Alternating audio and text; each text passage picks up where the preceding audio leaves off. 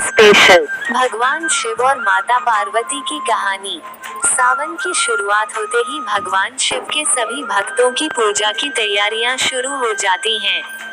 इन सभी तैयारियों के पीछे भगवान शिव से जुड़ी कोई न कोई कथा जरूर होती है। तो आइए जानते हैं कि वे कौन सी पौराणिक कहानियां हैं जिनको आधार मानकर हम भगवान शिव की आराधना में लीन रहते हैं।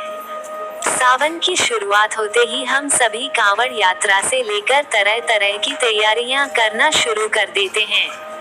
भगवान भोलेनाथ की पूजा के लिए यह सावन बहुत ही ज्यादा महत्वपूर्ण होता है। लेकिन क्या हमने कभी सोचा है कि आखिर क्यों विशेष है यह सावन का त्योहार?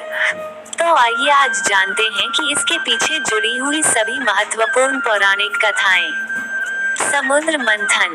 एक कथा के अनुसार देवता और असुरों के बीच समुद्र मंथन सागर मंथन का युद्ध हुआ था। इसके दौरान विष की लहरों से देवताओं को बचाने के लिए भगवान शिव ने हलाहल कड़वा विष पिया था। यह घटना श्रावण मास के सोमवार को हुई थी। इस कारण से श्रावण सोमवार को शिव भक्तों के लिए विशेष महत्व होता है। सती और शिव का विवाह। एक कथा के अनुसार महादेव और सती का विवाह भी श्रावण मास के सोमवार को हुआ था।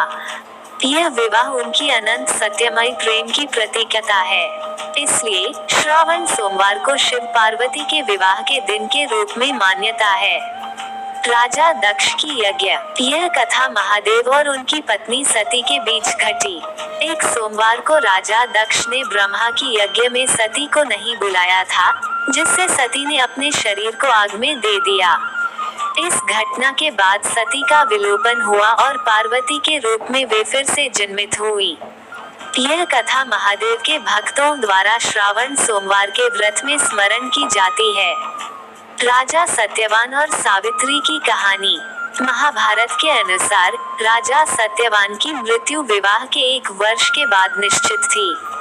उनकी समर्पित पत्नी सावित्री ने अपने पति के जीवन को बचाने के लिए प्रत्येक श्रावण सोमवार को कठोर व्रत किया। उसकी अटूट भक्ति और समर्पण से प्रभावित होकर मृत्यु के देवता भगवान यम उसके सामने प्रकट हुए। सावित्री ने अपने पति के जीवन की याचना की और भगवान यम ने सत्यवान के जीवन को पुनर्जीवित करते हुए उसकी इच्छा पूरी की। मार्कंडेय की कहानी। एक युवा लड़के मार्कंडेय की दैवीय श्राप के कारण 16 वर्ष की आयु में मृत्यु होना निश्चित था। उसने अपने भाग्य को बदलने के लिए दृढ़ संकल्पित मार्कंडेय ने श्रावण सोमवार को व्रत रखा और भगवान शिव की पूजा की। उनकी निश्चित मृत्यु के दिन जब भगवान यम उनके प्राण लेने आए, तो मार्कंडेय एक शिवलिंग से चिपक गए और प्रार्थना की। उनकी भक्ति से प्रसन्न होकर भगवान शिव प्रकट हुए और उन्होंने भगवान यम के निश्चित दिवस को भी बदल दिया, जिससे मार्कंडेय की जान बच गई। द्रौपदी की कहानी। पांडवों की पत्नी द्रौपदी को अपने वनवास के दौरान एक कठिन परिस्थिति का सामना करना पड़ा। भोजन के अभाव में उसने भगवान कृष्ण से मदद की प्रार्थना की। उन्होंने उसे श्रावण सोमवार को व्रत रखने की सलाह दी। द्रौपदी ने उनके मार्गदर्शन का पालन किया और अत्यंत भक्ति के साथ पूजा की। परिणाम स्वरूप एक चमत्कार हुआ और अक्षय पात्र, एक बर्तन जो असीमित भोजन प्रदान करता था, जिसके बाद उनको कभी भी भोजन की समस्या नहीं हुई। राजा हिमवान और देवी पार्वती की कहानी। देवी पार्वती के पिता राजा हिमवान ने भगवान शिव से वरदान मांगने के लिए श्रावण सोमवार का व्रत किया था। उनकी भक्ति और तपस्या से प्रभावित होकर भगवान शिव ने उनकी इच्छा पूरी की और उन्हें एक बेटी का आशीर्वाद दिया जो देवी का अवतार थी। यही पुत्री बाद में भगवान शिव की पत्नी पार्वती के नाम से जानी गई।